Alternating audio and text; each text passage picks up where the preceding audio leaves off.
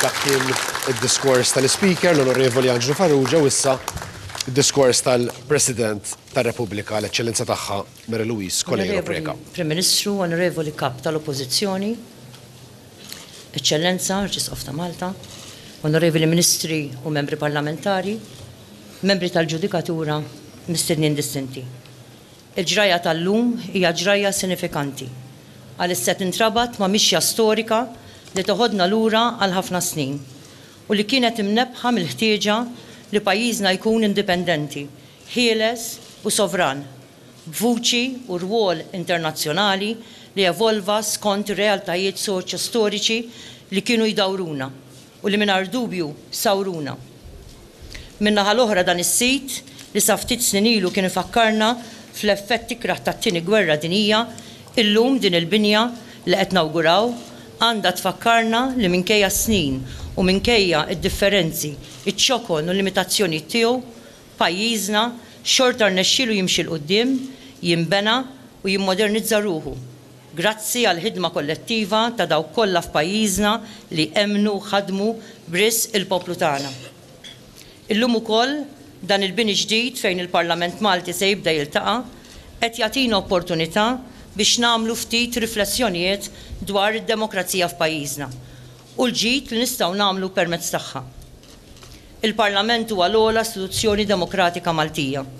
Fil-fema tiegħi, demokrazija b'saħħitha u ġenwina hi dik li waqt li tirrifletti l-għażliet tal-maġġoranza f'sistema bħal tagħna ta' demokrazija rappreżentattiva tagħti wkoll widen u tirrispetta l-idejat tal-minoranza, mhux biss dik parlamentari, iżda wkoll ta' vuċijiet fis-soċjetà in ġenerali.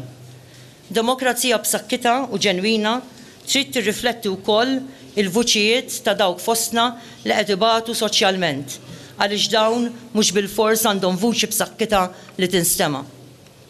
Bl-istess mod, demokrazija b'saħħitha għandha tirrifletti s-soċjetà kollha kemm hi. Meta llum naraw li r-rappreżentanza tan-nisa fil-Parlament Malti meta kkomparata ma' ta' pajjiżi oħra fl-Unjoni Ewropea u ssiba li hija 13% biss u li din ir-rata hija fost lanqas fl-Unjoni Ewropea, bil-forsi kolli nappella biex naħdmu aktar biex ir-rappreżentanza tan-nisa fih dan din l-ogħla istituzzjoni ta' pajjiżna tkun ferm aktar preżenti fi żmien li ġej. Jekk irridu tassew Parlament li jkun verament rappreżentattiv tas-soċjetà sħiħa Maltija. Il-ftuħ ta' dan il-bini ġdid għall-Parlament Malti għandu jipprovdi opportunità sabiex id-deputati eletti mill-poplu juru aktar rispett lejn xulxin fejn ikun l-argument li jgħod u mhux it-tajjir personali. It-tajjir ma jagħtix ġieħ lil min jagħmlu, lanqas ma jagħti ġieħ lil din l-ogħla istituzzjoni ta' pajjiżna. Fil-fema tiegħi, meta l-membri parlamentari f'pajjiżna ma jurux rispett lejn xulxin, ma jkunux qed jirrispettaw lill-poplu li eliġihom biex jirrappreżentawh, għaliex huwa l-Parlament kollu kemm hu li jirrappreżenta lill-poplu Malti b'mod sħiħ. Huwa meta l-parlamentar il-membri kollha tal-Kamra jkunu kapaċi jirrispettaw lil xulxin, li l-poplu tagħna ikun kapaċi jirrispetta u jara fil-ħtieġa li nittolleraw u napprezzaw il-femmiet ta' xulxin, anke meta ma naqblux ma' xulxin. Għalhekk nappella biex dan l-eżempju li jeħtieġ li nagħtu lill-poplu tagħna jsir il-mod kif nimxu l-qudiem fil-ħajja parlamentari ta' pajjiżna. Kemm huma waqt iż-żbieħ fid-demokrazija ta' pajjiżna meta l-Parlament isib il-mezz kif jadatta l-aħjar idejat minn kull naħa tal-Kamra u jinstab qbil unanimu fuq liġijiet. F'dawn il-waqtiet toħroġ l-aqwa turija ta' maturità politika u responsabilità sħiħa tagħkom bħala rappreżentanti tagħna, il-poplu. Bla dubju ta' xejn, il-kritika teħtieġ li ssir, iżda l-kritika għandha ssir fi spiritu kostruttiv bilan li mmexxu dan il-pajjiż il-qudiem. Meta missirijietna ddeċidew li jieħdu triq tad-demokrazija għal pajjiżna, ħallewlna diversi eżempji ta' maturità u għaqda politika. Il-maturità politika toħroġ fl-aqwa tagħha fil-proċess ta' tibdil kostituzzjonali fejn hemm bżonn tal-approvazzjoni taż-żewġ terzi tal-Kamra. U nazzarda ngħid li anke hawn fid-diskussjoni u fid-deċiżjoni il-vuċijiet ta' nies oħra mhux rappreżentati direttament f'din il-Kamra, iżda li jgawdu ċertu appoġġ mill-poplu, għandhom jinstemaw fl-ispirtu ta' demokrazija sostantiva u inklusiva. Nieħu l-opportunità biex infakkarkom fil-wedi elettorali li għamiltu biex taġġornaw il-Kostituzzjoni Repubblikana tagħna sabiex tirrifletti l-aspirazzjonijiet u l-tiġijiet tal-lum.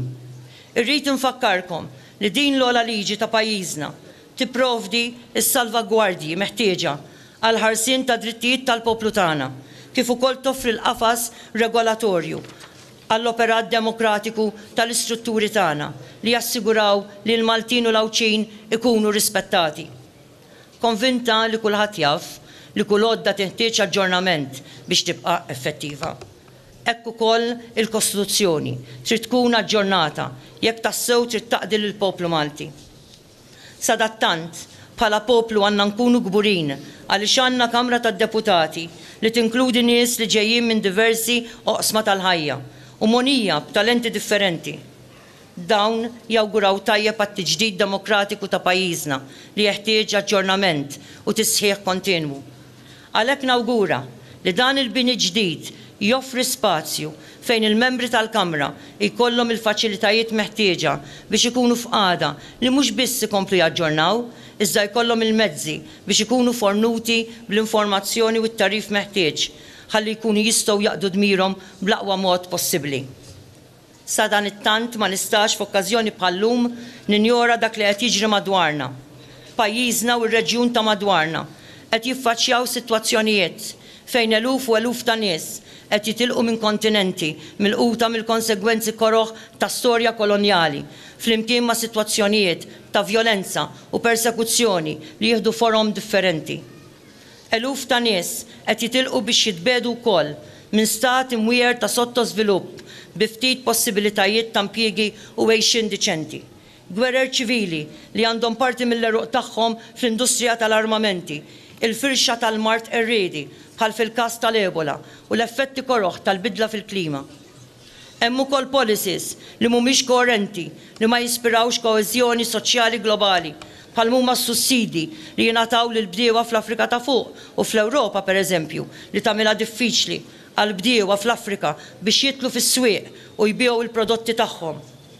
Dawn is-sitwazzjonijiet u oħrajn waslu biex nies ta' entitajiet differenti isalpaw lejn pajjiżi oħra. Jippruvaw jaqsmu d-deżert tas-Sahara għal ġol Libja u pajjiżi oħra fl-Afrika ta' fuq. Bis-sitwazzjonijiet diffiċli li hemm biex imbagħad jittantaw xortihom jaqsmu lejn l-Ewropa wara li jkunu taw ġidhom lil min lest jisfrutta l-miżerja tagħhom. Dawk li jirnexxielhom jaslu hawn u fuq il-kontinent Ewropew, forsi anki wara li tilfu xi eżiż tagħhom tul l-istess vjaġġ, isibu ruhom f'sitwazzjonijiet diffiċli ta' xorta oħra. Eżis membri ta' din il-Kamra, jeħtieġ li nagħmlu sforz kollettiv sabiex nisimgħu l-ilmenti ta' dawn in-nies li m'għandhomx lobby b'saħħtu. L-arfien u l-kumpassjoni huma żewġ kwalitajiet li nemmen li huma d-dmirijiet ta' kull membru ta' din il-Kamra, anki fl-ispirtu ta' solidarjetà li dal-aħħar eluf ta' Maltin esprimew fir-rigward tal-vittmi ta' din is-sitwazzjoni mwera. Għalhekk nappella lill-membri ta' din il-Kamra biex ma titkaxkrux mal-ftit voċijiet voċiferi kontra dawn l-umani bħalna u tissoktaw bil-ħidma tagħkom fi ħdan l-Unjoni Ewropea u l-bqija tad-dinja biex tinstab soluzzjoni umana u internazzjonali għal kwistjoni tal-immigrazzjoni mill-Afrika u l-Vant Nofsani. Bekk ma niddependux fuq soluzzjonijiet nazzjonali għal problema bħal din li hi ta' natura globali. Ma rridux ukoll ninsew id-dritt fundamentali ta' kull bniedem għall-ażil politiku li l-Konvenzjoni ta' Ġinevra tal-1951 tirrikonoxxi.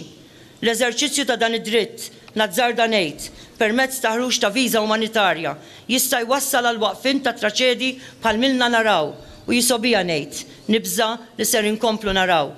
Kif ġie rrappurtat f'ħarġa tal-ġurnal Ingliż The Guardian fis-sena 2013, aktar minn 20,000 persuna tilfu ħajjithom f'20 sena jippruvaw jaqsmu l-Mediterran, irġiel, nisa, tfal u trabi. Irridu naħdmu bla waqfien biex ma nibqgħux naraw ritratti tal-waħx u taqsim il-qalb bħal dawk ta' tfal żgħar din ir-raqda eterna u bikrija tagħhom f'dan il-qabar Mediterranju. Huma xeni ta' għajb għall-umanità, xeni li juruna li huma l-ħafna li jitħallew barra mill-indiċi ta' tħassib morali. Donnom ċertu nies għandhom id-dritt li jgħixu fil-waqt li oħrajn jiċċaħdu mill-istess dritt u jitqisu bħalli kieku kienu skart uman. Nappella wkoll il-membri ta' din il-Kamra biex jagħmlu l-almu tagħhom biex ifasslu liġijiet immirati li tnaqqis drastiku tal-faqar relattiv u assolut. Għandna statistika oħra li twaqqax fl-Ewropa fejn skont l-ex-President tal-Kummissjoni Ewropea in-numru tal-foqra mistenni jilħaq il-100 miljun sal-2020. Meta l-mira kienet li dan jonqos 180 miljun li kellna s'Ottubru li għadda. Għandna persuni fuq il-paga minima li ma jistgħux jilaħqu mal-ispiża tal-ħajja u għalhekk jeħtieġ li m'għandhomux ma naraw membri ta' din il-Kamra jkollhom il-kuraġġ u jiddiskutu l-introduzzjoni ta' paga soċjali. Il-faqar jimmina l-proċess ta' parteċipazzjoni demokratika. Min m'għandux għaxja ta' lejla isiba diffiċli jipparteċipa fl-isfera pubblika. Hawnhekk ukoll qed niftakar fid-diskussjonijiet li qed ikolli mat-tfal u żgħażagħ fl-iskejjel tagħna fejn jixtiequna lilna l-kbar napprezzaw iktar l-importanza tal-ambjent fil-laqgħat ta' diskussjonijiet mat-tfal u żgħażagħ qed nirrealizza li l-ġenerazzjonijiet futuri huma mħassba mill-ftit li llum l-iżvilupp urban mhux qed iħallilhom lok għall-ispazji rikreattivi fejn jistgħu jgawdu l-ambjent. Huwa d-dover ukoll tal-membri ta' dil-Kamra li jassiguraw l-ħarsien tal-ambjent uman u naturali billi jgħaddu l-liġijiet għal dan il-għan li jirrispettaw l-iżvilupp sostenibbli u jaraw li dawn ma jinkisrux. Għandna dover lejn il-ġenerazzjonijiet ta' warajna u rridu nqisu l-ambjent bħala misluf lilna minn għandhom. Hemm ħtieġa wkoll infasslu liġijiet dwar l-edukazzjoni, l-impjiegi, il-politika soċjali u tħaddin taċ-ċittadinanza li jassiguraw kulħadd jeżerċita dritt li jgverna, dritt li jassigura demokrazija parteċipatorja u ta' sustanza. Rridu nirrikonoxxu d-differenza bejn demokrazija formali imħarsa mill-Istat u li ssib il-qofol f'demokrazija rappreżentattiva u dik sostantiva.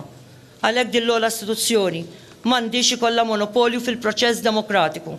Għal kuntrarju, għandha tgħin sabiex tassigura li l-proċess jinfirex f'kull settur tas-soċjetà.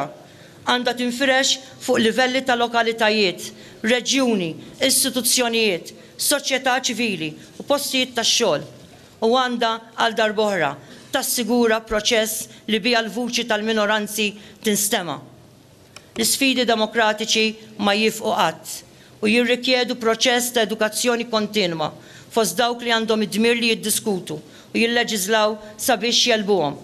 L-isfidi f'qafas ta' demokrazija huma opportunità għat-tisħiħ tal-maturità politika ta' pajjiżna. Id-demokrazija mhix kisba ta' darba, iżda proċess li jinbena kuljum u li l-ħarsien tiegħu irid jissaħħaħ f'kull żmien. Għalhekk fl-aħħar nett nawguralkom bżulija u kidma ġenwina f'dan il-bini ġdid b'risq id-demokrazija li tista' tkun imsaħħa biss meta naħdmu favur l-inklużjoni soċjali, id-drittijiet tal-bniedem, l-istat ta' dritt, it-tolleranza, il-ġustizzja soċjali u rispett lejn id-diversità. Jekk minn dan il-bini ġdid joħroġ dan il-ġid kollu, allura l-poplu tagħna jkun qed jingħata dak li jixraqlu, jiġifieri parlament li tassew jirrappreżenta lil kull wieħed u waħda minna. Aħna minn aħna, ġejjin minn fejn ġejjin, għax ikun parlament li tassew jirrifletti l-aspirazzjonijiet tal-lum u ta' għada.